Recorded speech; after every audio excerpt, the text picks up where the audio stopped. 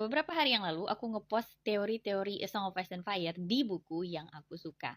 Tahu nggak sih sebenarnya teori-teori yang kayak gitu itu sebenarnya baru di atas ini, itu the tip of the iceberg aja baru.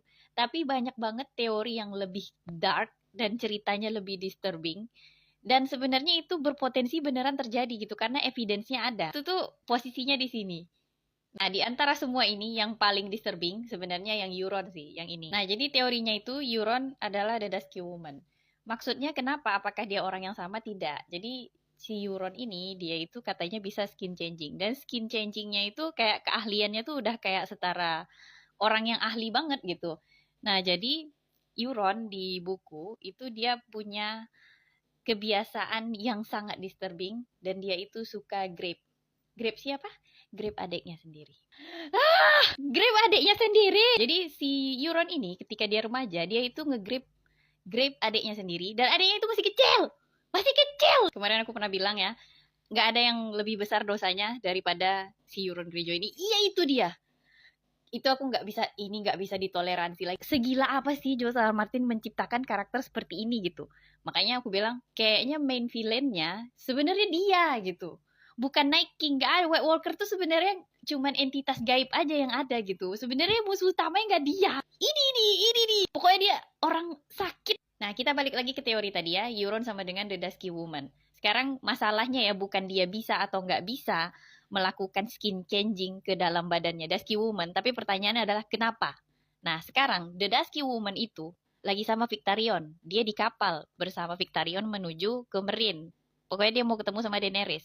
Nah, Dusky Woman itu dipakai Victarion setiap malam buat wiwi, ya.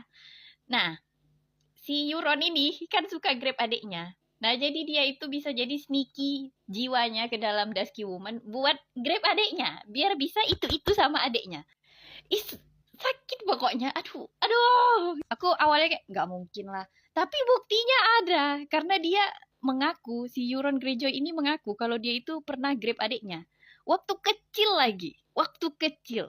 Apalagi dia udah bisa skin changing. Jadi dia bisa memanfaatkan siapapun buat grab siapapun.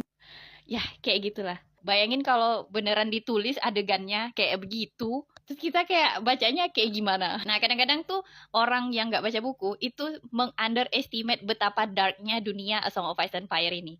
Jadi yang aku suka di dunia A Song of Ice and Fire ini, magicnya itu sistemnya ya, ada bayaran di setiap magic yang terjadi di dunia ini gitu. Jadi bayarannya mau nyawa, mau jiwa kita, mau orang, pokoknya ada bayaran gitu. Dan aku tuh suka gitu karena magic di dunia lain, di universe lain, itu tuh kayak magicalnya betapa indahnya, terus nggak ada konsekuensi. Di sini semua magic itu ada konsekuensinya.